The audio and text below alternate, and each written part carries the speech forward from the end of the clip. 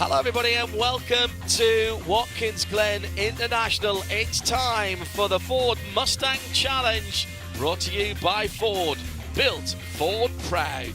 And it's a beautiful afternoon as we get things underway in superb surroundings. Shea Adam is alongside me as we come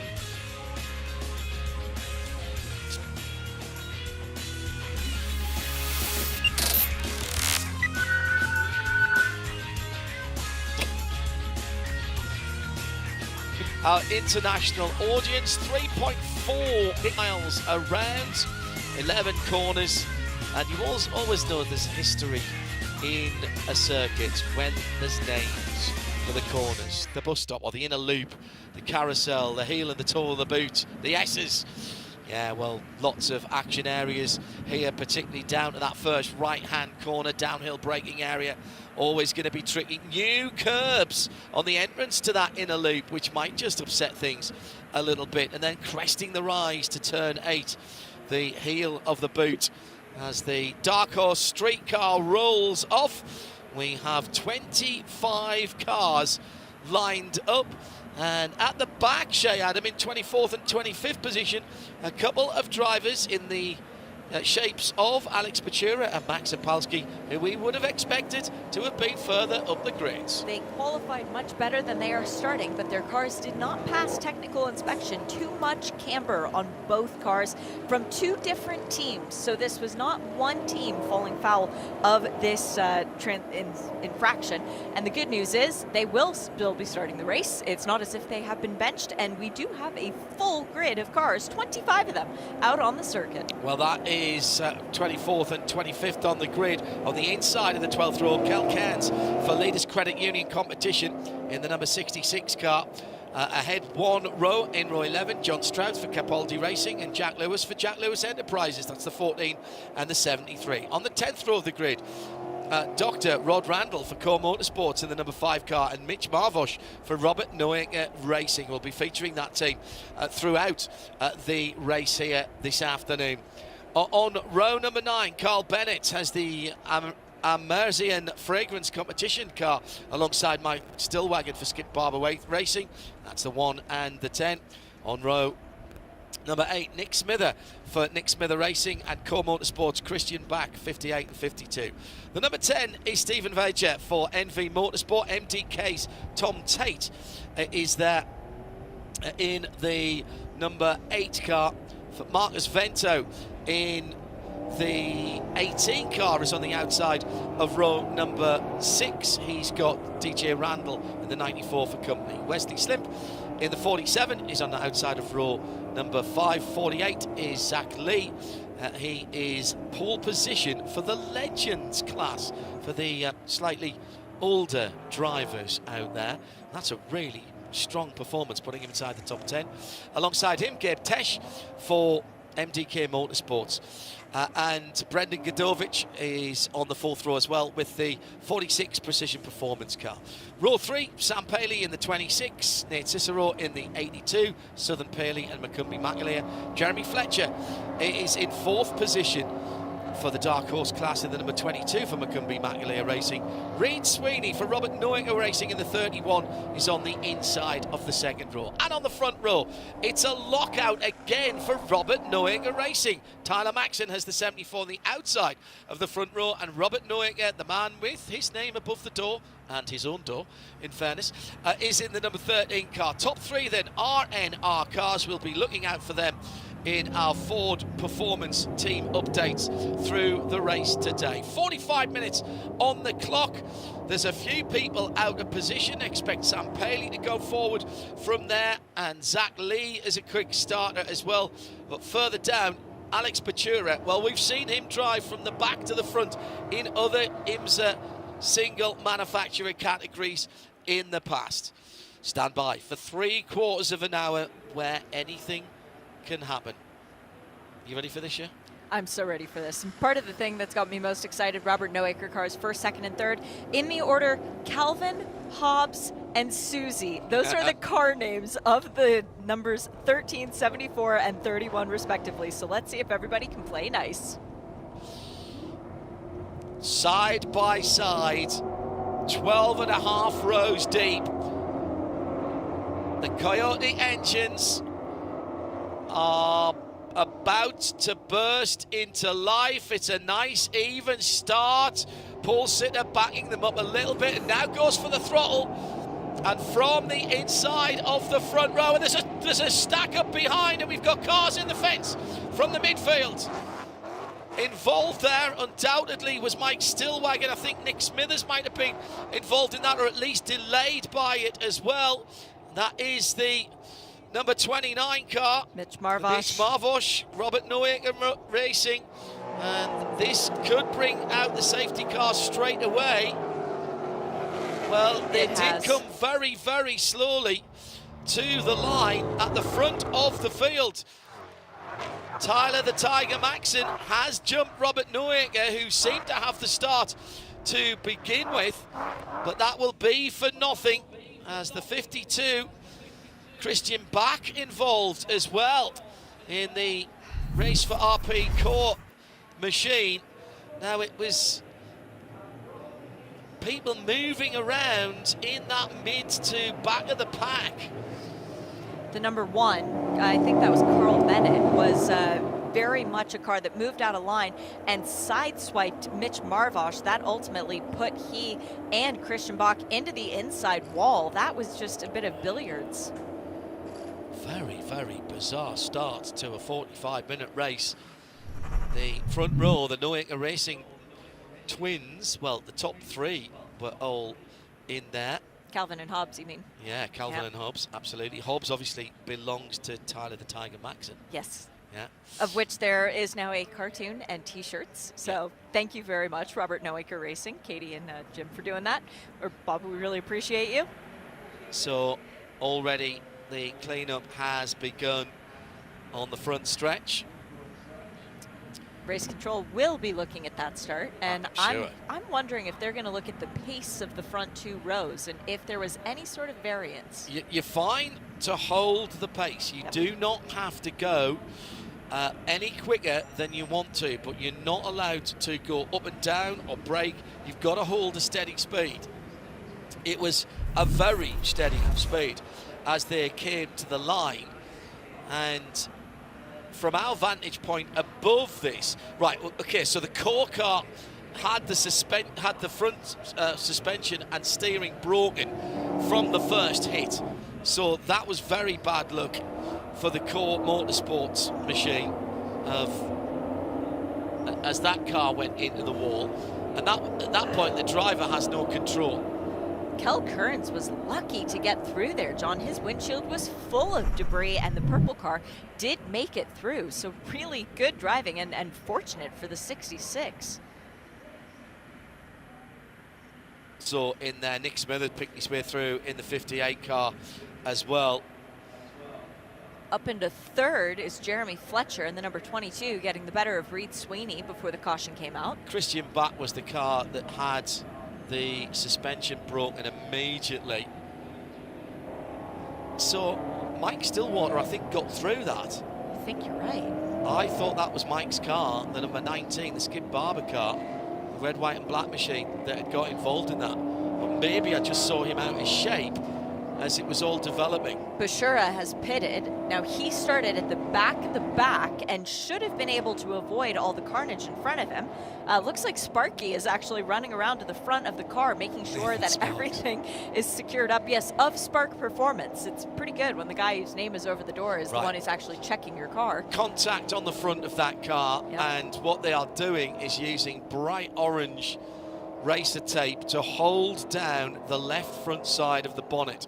It absolutely perfectly matches the orange of the livery. Now the good news is that drivers are now being extricated from their cars. They would have been asked to stay in their cars until the line of the race had gone through, and we could protect them getting out. You don't want them opening the driver's door into the safety cars. It's driving the remaining 22 cars past. So let's just confirm then. Well, Mike Stillwagon did drop to the back of the car, so he did have to perform some kind of miracle to avoid that. Christian Bach and Mitch Marvosh are the two cars that are up against the wall down below us.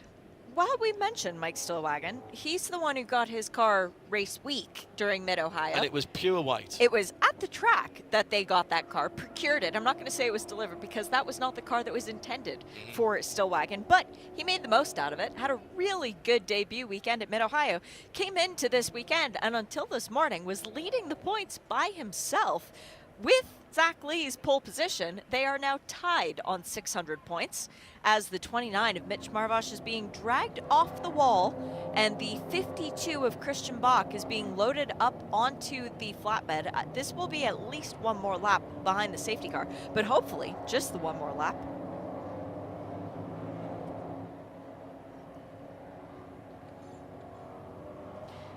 Season-long championships, and they are well worth fighting for. Robert Noaker with an advantage 690 points ahead of Tyler the Tiger Maxon on 620. But what happens when you win the Dark Horse class? Well, you get $100,000 towards a GT3 or a GT4 seat. You get a GT4 test and a one-event tire credit from Michelin. Or if you don't want that, you can take $40,000 real cash money and a GT4 test. The Discord group have just gone bonkers. I met some of the Discord group in the car park of the Mary Marvin Stadium at Le Mans on, was that Friday morning of race week? I think it was. A week ago. And they just a week ago. It seems like a lifetime ago in the amount of broadcasting that we've done. And the 24-hour race is not even the biggest part of the broadcasting that we do at Le Mans, let's be honest. They will have gone mad for that. You sounded like one of those game shows there. And call now. Well, if you win Dark Horse Legends, you've got your choice of a GT4 test or $20,000 real cash money. Ooh, that's tough. I would love a shot at Prices Right. That would be fun. You'd be good. I like the idea. No, not hosting it, just playing it. Right. Winning it. Money, but you're always good when we do it on Midweek Motorsport, let's be honest. The answer is always Scott Dixon. Well, yes. Carl Bennett did make it through in the number 1, the purple Ford Mustang, so glad to see that car still continuing round. Perfect weather conditions, although a little bit humid if you are standing around doing anything. It's just a wee bit overcast here with not much wind to clear that cloud. 89 Fahrenheit officially. That's getting on for 30 Celsius as the weathermen are telling us. Very hot part of the US at the moment. Counting down with the clock at the moment down to almost 37 minutes wherever you are in the world. Thanks for joining us via Ford Performance and their pages around the world. No subscription required for Ford Mustang Challenge here on the IMSA package, and no interruptions either via the player at IMSA Radio, IMSA.tv, or of course on the Ford Performance Facebook and other pages.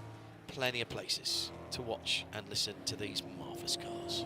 The AMR safety crew are the best in the business. They have completed all of the repair to the front straight, much like Alex Buescher's repair to the front right of his number 33 Ford Mustang from Spark Performance. And it looks like we should be good to go back to green this time around. The remains of the Robert Noaker, Mitch Marvosh, number 29, now off the track. The Core Racing, number 52, Core Motorsports, excuse me, Christian Bach car. The lights will go out coming out of turn 9. That late, wow. Yeah, I think so. Sorry, no, turn... They should come out over the top of the rise before turn 8 is, I think, where they go out, having read the...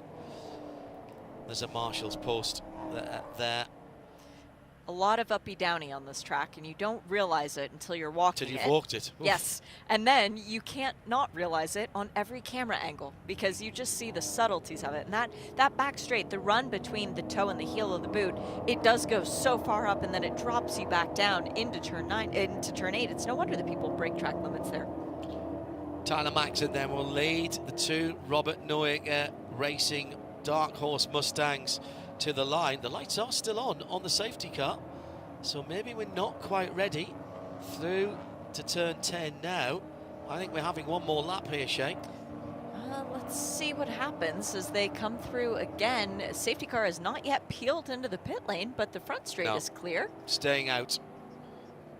Definitely staying out. I wonder if they are waiting for the AMR safety vehicles to get back on station. Or are they potentially looking at reordering? Did people pass before the yellow flags, or when the yellow flags have been called, before they knew it? It did come out fairly early on our timing screens. So, one more lap to get underway. Time ticks down to just under 35 minutes. As it stands, Tyler Maxson leads the Dark Horse class. Dark Horse legend Zach Lee in the number 48. And he's got a couple, now make that 4 cars now between himself and the NV Autosport. That's the Gradient Racing Run number 10 car. Stephen Buescher behind the wheel there. Nick Smither, who somehow got through the Contretemps on the first lap in the 58, in third in the Legends. Then Tom Tate in 4th position. Lights are out on the safety car. That's super early round the lap. So everybody weaving left and right to get some heat into the tyres. Jeremy Fletcher is up into that 3rd position. Really glad to see that he was able to capitalize on that strong start, as was Tyler the Tiger.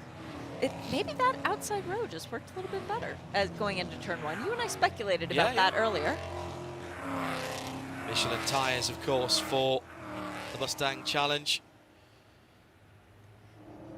And again, as in most of IMSA competition, tyres not a resource that is unlimited.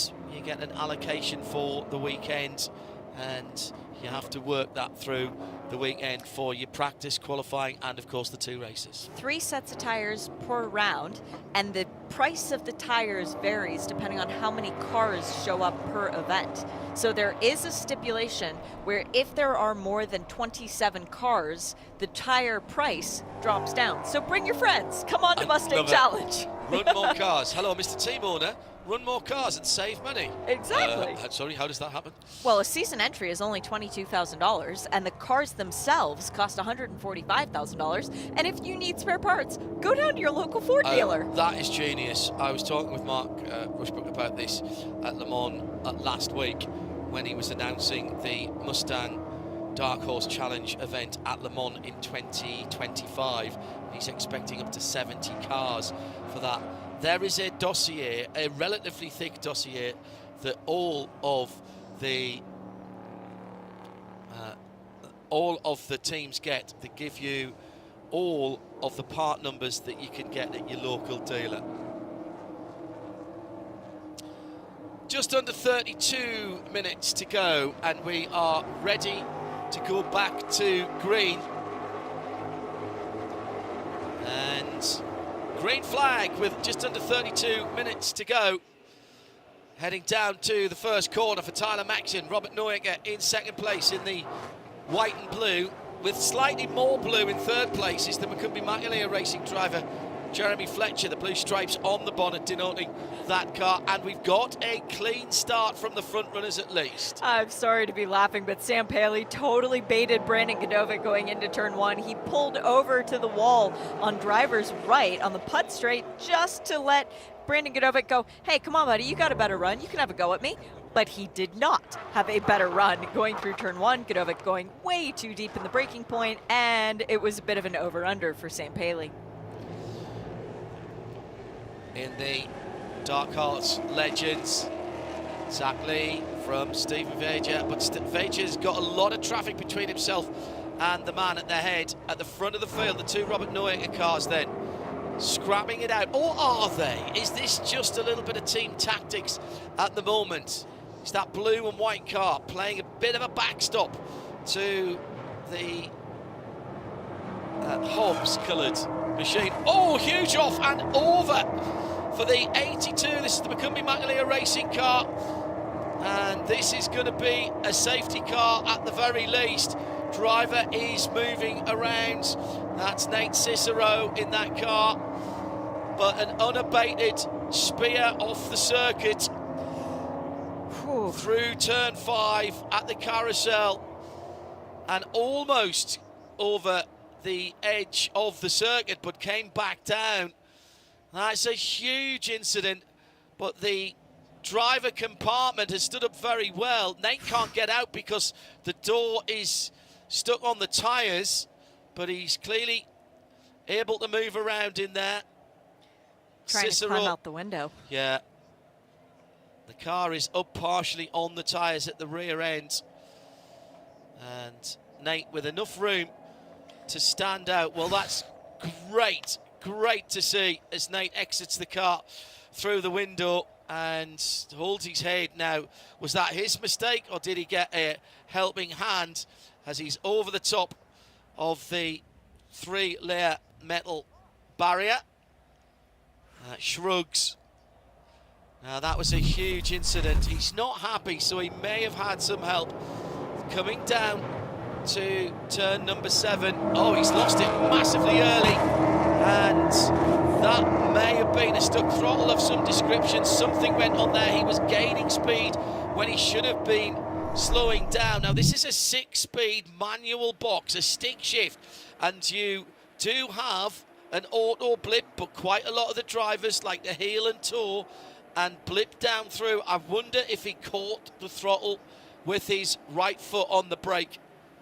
But that was incredible to see. And how close was he to cleaning up Rod Sweeney in 4th position as he turns in, the car accelerates. Yep. And once he's on the grace, he's on the brakes, but the car is not slowing down. Something weird at the back of that car too, because as he goes by Reed Sweeney with a big head of steam, it's almost as if the rear kicks off to driver's left. Very odd. Well, that's a thing because it's accelerating rather than braking. So I wonder, it would not be the first time that even an experienced driver had caught the throttle when trying to brake on a 3-pedal car. Safety work is already there. The MR safety team now have to work out how to get that car back. Well, that'll make the highlights reel for the wrong reasons. But the good news is that Nate got out of that car on his own, and the passenger cell, the driver safety area within there, as defined by the roll cage and all the other safety features, absolutely intact. The bits that have broken off, it's bad, of course it is, and it looks bad, but like any street car nowadays, there are crumple zones and areas of the car that are meant to dissipate energy. That was a big hit into the tyres, and the car landing back down on the tyre wall at the 3/4 way round turn number 7. I think Nate will have to go to the infield care centre just for a checkup. Standard operational procedure on that as well. That is a testament to the men and women at the Flat Rock Assembly Plant as well, from where the Ford Mustangs come, to see a car that fundamentally still looks like a Ford Mustang. It is, the roof is still intact. It had a very scary rotation, a big impact, and it still is a Ford Mustang. It's safe enough that the driver was able to climb out on his own with that space in the roof. Yeah. That integrity didn't get compromised at all. Well, there's no damage to the roof panel whatsoever. The windscreen, the windshield hasn't broken. And, all right, the trunk, the boot lid is up from the spin in the air. See, the windshield is broken on the left front. Probably where the bonnet, the hood has come up. And I suspect that the left-hand side of that car is not going to look as in good condition as the right-hand side. The car is rolling on its wheels. Yeah. That's the other thing. And we've got one of our AMR safety team with his hand on the steering wheel. So the steering rack is still connected to the front wheels. Wow, tough. I know Nate Cicero is a skinny kid, but that's still a big opening for him to have climbed through with his helmet on and everything. Yeah, helmet and hand still on. Helmet and hand still on. That's a very good point. And I think the only reason the door didn't open was it was up against the tyre barrier. That's exactly. There was a tyre that you could see through the car, through his window, that was blocking the way. Yeah. Again, great work by our AMR safety crew.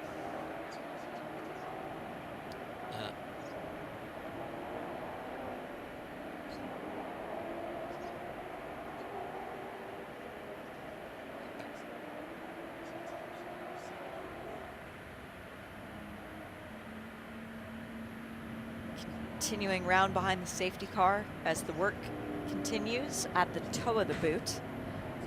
Under our second full course yellow of the race with 24.5 minutes to go. This is round number 3 of the championship. 10 rounds total for this season. Watkins Glen this weekend, Mid-Ohio to kick things off. Road America next in the beginning of August. Then we go to Circuit Americas with the WEC and finishing off the season with 2 rounds at Indianapolis Motor Speedway. That will be in October. In today's Ford Performance update, we are concentrating on Robert Neuker Racing. A bit of a mixed bag at the moment. An early issue for Mitch Marvosh for the 29 car. The cars that are still running are doing very nicely indeed. Behind the safety car at the moment, and still controlling the race as they locked out the first 3 positions and have managed to hold on to that. So here is our Ford Performance Team update. Number 74 is Tyler Maxson leading. In second is Robert Neuker himself, and Reed Sweeney just missing getting cleaned up by Nate Cicero there. Sits in 4th position. Their teammate Mitch Marvosh, the unfortunate recipient of a bit of a bang in the wall at the start, and so hasn't got a finish at the moment. That's today's Ford Performance Team update. Halfway through this race, Shea, and yet to really get into the rhythm of this with a couple of quite large incidents. Everybody keen to get to the front of the field. It was at the start of the race where everybody sort of was a little bit too much pent up energy. And it's a bit odd considering that we raced 2 weeks ago, whereas we have several other series and several other categories who have been months without a race. You'd have thought these guys would have gotten it out of their system by now. So we are under the safety car for the 2nd time in the races. We just trip over half distance. The damaged Nate Cicero, McInerney Racing number 82, being taken back to the pits, and it's all because of a very, very scary incident indeed for Nate.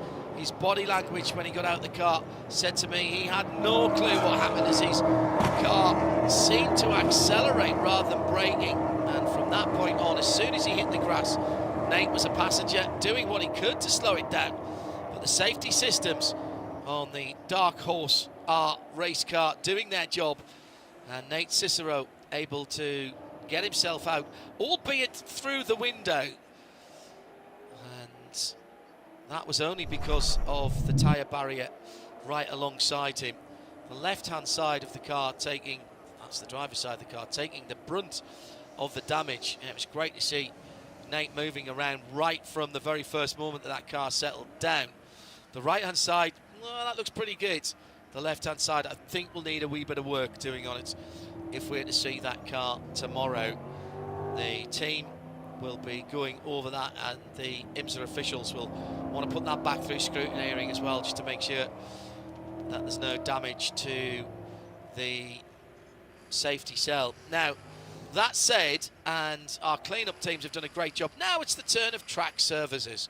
And they are looking at the 2 layers of tyres that are herringbone fashion here at Watkins Glen, and the piece of banding that goes in between them. What they'll also be looking at as well behind that is the 3-layer of metal crash barriers and their fixings into the ground and the posts. That was quite a heavy hit at speed, and a place where that is unusual. That is very unusual to see that kind of impact there. You'll often see people going straight on there, but not at that speed. So they'll be taking a very good look at it, and our track services from Watkins Glen, as well as the IMSA safety team, making sure that everything is safe before we go racing. It's an unusual accident. I've never seen anything like that here before, but if it's happened once... That's exactly it. If Nate went off there, who else could go off? Anybody, everybody could wind up going off in the exact same spot. So it is of prime importance that we make sure that the area is safe and track services and our AMR safety crew are happy with it before we get back to a green flag situation. We have seen this recently as a couple weeks ago, John, where there was a big accident and the track services were not satisfied with the cleanup, and so they delayed our return.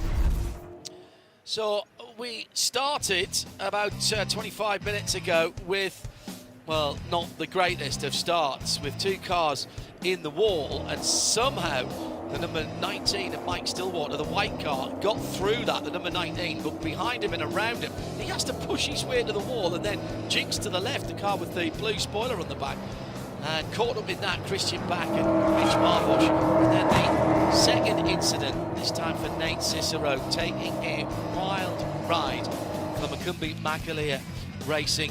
He got out of the car on his own, but took some air there that he would not have expected. And they walked away, is all we need to say about that.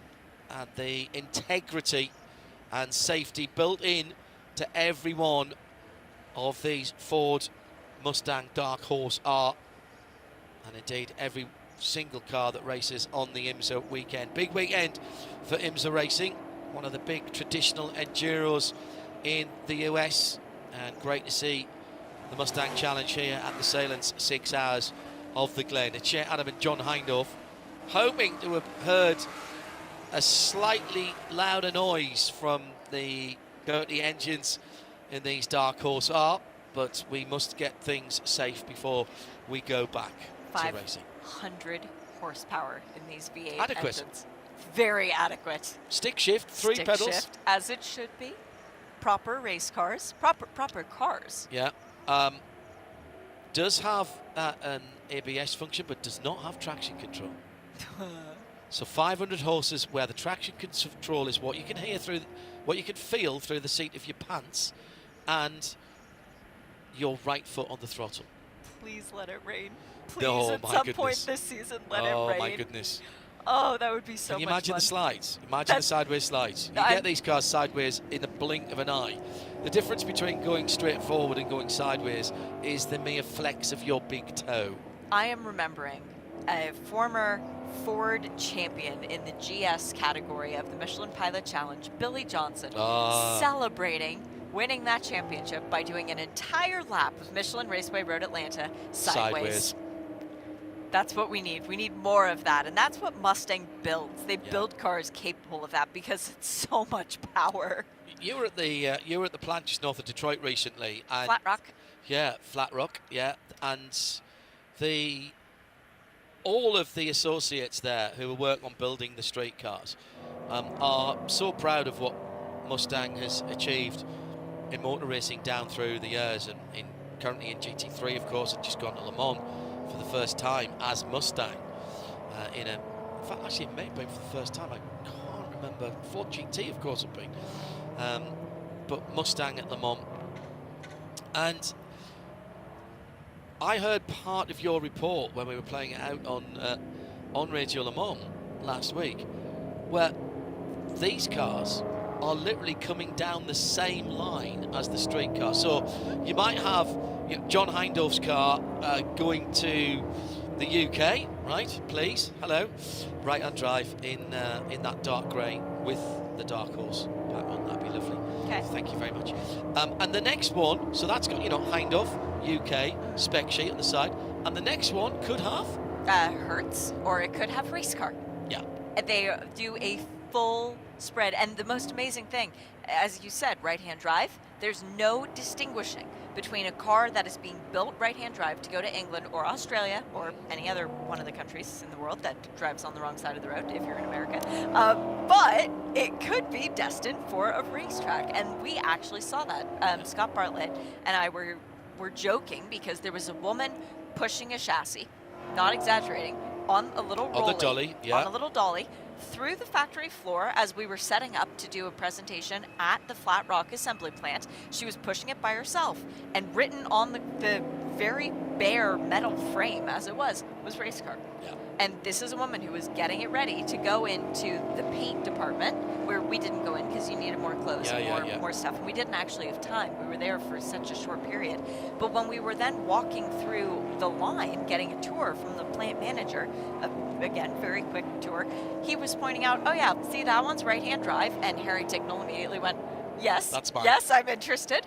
And then he went, oh yeah, and that one says Hertz, and that one's just spoken for someone in Pennsylvania. And it really was no distinguishing. And the people working on the cars, they're used to just doing it off the cuff like that. But that is, particularly with Ford Mustang, that's heritage right there. And you mentioned Hertz, of course. There's been a special that's been built for Hertz in very, very limited editions. I didn't get one when I picked my Hertz rental up at JFK. I did ask both Mark Rushbrook and Tom Wagner, who is one of the owners of Hertz, if I could get that sorted out. Oddly, it wasn't waiting for me. But, you know, you think back the old 350Hs, the stories that surrounded that car were mythical. People would rent them on a Thursday night, take them home on a Friday, bolt the cage in, go racing on a Saturday and a Sunday night get them home, get the cage back out, put the carpets back in and take them back on a Monday morning. 4-day weekend rental, sir. Just something for the weekend. No wonder they charge more for those. Just fantastic. And, you know, Mustang was the beginning of the pony cars, hence the name pony cars, and the beginning of the performance race in affordable two-door coupes here in the US. And we didn't quite have the same thing. There wasn't quite the equivalence bang in the UK. But Ford Mustang is a global car, and it remains a global car for Ford. And so it's entirely correct that Mustang and the Dark Horse version thereof have this race series, and it's brilliant that we're watching it in IMSA. Thank you to everybody who made this happen in pretty short order. The racing cars are being built at absolutely the rate that they can be, bearing in mind that they do come off that road car line in the Flat Rock Assembly Plant, or FRAP, as it's known. And clearly we will ramp up as we can, but head of Global Performance Ford, Mark Rushbrook, told us at Le Mans last Friday that he wants to see up to 70 cars being brought from the States into Le Mans next year for 2 support races for the 93rd running of the world's greatest motor race. And you know what? I'm not betting against that, because Mark and his team, and particularly the Mustang and Ford Performance team, with Jay Ward and Scott Bartlett and everybody involved in the builds as well, they are a pretty determined set of individuals. Is 70 the cap?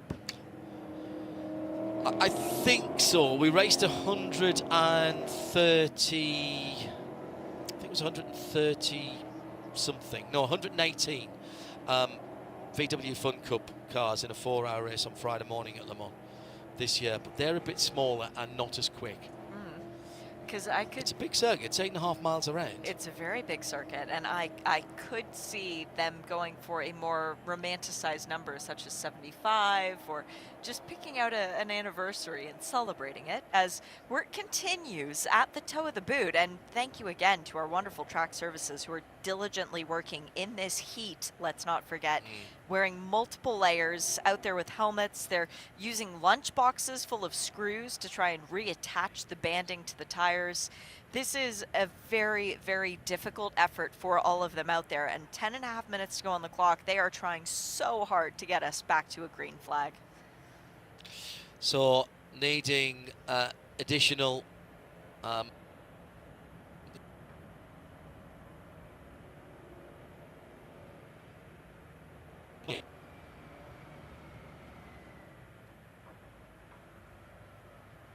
with the front bucket. I think that's just going to be to help put things back in place, unless they're going to use the rear scoop on that to pull the metal barriers back into place. I've seen that done before. Oh yeah, going in backwards. It is a deer. Nothing runs like a deer. It's not green though. It's not a big I know green that threw tractor. me out. Thank you. One for all the Jason Aldean fans there. They were playing Jason Aldean and John Pardee. It's great music last night, and then this morning again, the DJs at the track, they were knocking it out. I'm always locked into the highway when I'm out here. Oh, there's the new Garth Brooks music station as well. Very Big good. 615. Yep. Yeah, we've There's got that syndicated in the UK now as well. There's a Kelly Clarkson station on Sirius XM as well as That's Mosaic. great. That's great. Yep. Yeah. So it was my second guess. They are going to use the backhoe to just pull very gently the blue top layer of Armcore, I think, back into position, because it's sitting slightly back where it has been hit. No, it's actually a couple of layers. This is very, very impressive work. What finesse. Yeah, absolutely brilliant by the backhoe loader, and he's just raising all the wheels off the ground by putting the front bucket on the ground. He's already got the stabilizers out there just to make sure that it doesn't move and spring off. Down under 9 minutes now as that goes on. This is such a disappointment for not only the drivers but the fans here. The initial start now, race control telling us they'll look at that after the race, that they really want to try and get this going, and we'll deal with anything else after it.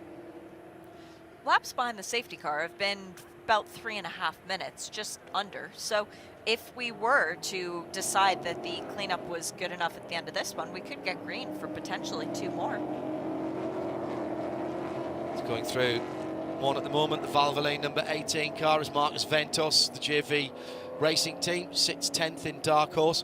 Just remind you that in all of this, Tyler Maxson, of course, having nicked the lead fairly early on from his teammate and team owner, Robert Neuinger. 74 orange and black car. Tyler the Tiger. And the car now being nicknamed Hobbs.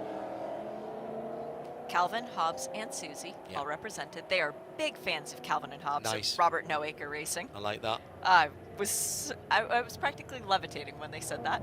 Jeremy Fletcher, the first non-RNR car with the Macumbi Macalea Racing, number 22 in third. Then Reed Sweeney in the third of those RNR cars.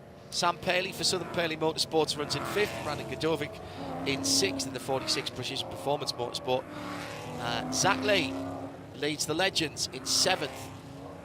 Gabe Tesh in seventh in Dark Horse, runs in eighth in the GC, the general classification. DJ Randall next up for Court. He's a Dark Horse runner. Where's Slimp in the 47 Precision Performance Motorsport, and Marcus Vento finishes up the top 10. Nick Smithers in second position in the Legends. So where's Stephen Veitcher gone? So he's dropped down. He was running second in the Legends at the restart in the NV Autosport car run by Gradient Racing. He's dropped down to fourth. So must have been jumped on the restart for the half lap or so before we went back to full course yellow. I have had confirmation 70 is the cap for the Le Mans support race next year. Right. So get your entries in early and form an orderly queue. Don't take anyone else out at the knees. But yes, 70. So reserve your spot now. Yeah. Sorry, I you had choked on something there. Stuck in my throat there for a moment. FIA Class C international license. No, actually, I don't think that would be required for this. Don't think you'd need a IMSA for this. Should we do 2 in-car microphones? Well, you don't come to Le Mans anymore, do you? No, but I did text Scott Bartlett and say, you're dragging me back, aren't you? You're trying to get me back in the game. Just when I thought I was out of it, you dragged me back. 5 minutes to go. And lights are still on. Yeah. I'm afraid to say that unless, as these cars go by, I'm not going to total the points yet, though. No, all right. I'm not doing that. Well, tell us about how the points are calculated. You can do, because that's quite important for a series like this. It is the same point scale as we have in the IMSA WeatherTech Sports Car Championship. Actually, no, it's the same point scale as Michelin Pilot Challenge. No points for qualifying as far as being doled out the entire way down. 10 points for the pole, 10 points as well for the fastest lap in the race, which goes to Tyler the Tiger and Zach Lee, as it is right now. So that's in class? That's in class. Right. And then 350 for the win, 320 for second, 300 third, through 280 for fourth, 260 for fifth, and then it's in decreasing regiments of 10 points for the rest of the way down in all the points paying positions. But this is a series that pays as well. So if you win the race, you win $5,000. If you finish second, you win $2,500, and if you're third, you get $1,500. It's well worth being in those podium positions. So right now, we've got Jeremy Fletcher, for example, in third. This would be his third consecutive third place finish. That means he would have earned $4,500 so far this year. Wow. Not bad. In finishing money. In finishing money. Now, just hearing about some penalties, or a penalty at least, for Max Opalski, who, if you remember, started right at the back of the field after his qualifying times were invalidated due to an excess amount of camber running on the car out of spec. He's running in 15th at the moment, and he's going to get a 10-second penalty post-race for a false start. Now that's awful news for him, because he made up positions in both of the starts, obviously, to get to 15th from 24th, I think he started it. And with everybody running nose to tail, then that's going to drop him right down to the back of the field. That is a worst case situation. Yeah. And poor Max started the day with that penalty. No, still safety. Still too many safety vehicles, I think, to hope that they might be cleared by the time we get to the end of this lap. Well, we can hope. There's no trouble in hoping. Star Wars had a new hope. Hope is not a strategy. Well, that is true as well. Safety car lights are still on as they go through turn 8 once again. This is the 12th lap of the race, but I don't think we've crossed our finish under green in this one. Totally. So disappointment for everyone bar Tyler Maxson. Made that early move to take the lead. He's a classy guy, though. He will be disappointed that this is a race win coming his way. Second consecutive race win should be said for Tyler Maxson, assuming that nothing happens before we get the checkered flag. But he'll have wanted to have earned it in a very different manner than this. Yeah.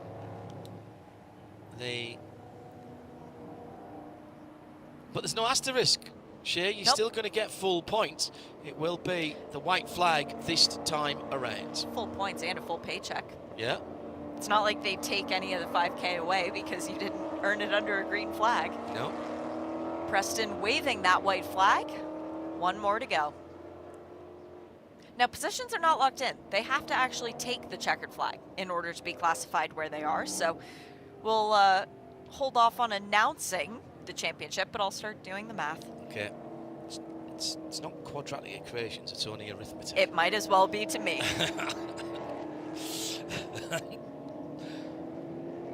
Mathematics involves if and then, X's and Y's. If they make it to brackets. the checkered flag.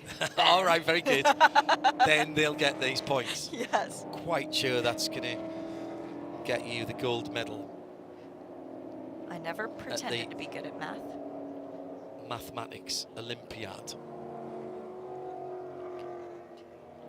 So a bit of debris on the circuit, but that's not going to cause any problems, as the sad fact is that we will finish behind the safety car after a bizarre incident for Nate Cicero. And the only thing that's important right now is that Nate is all right.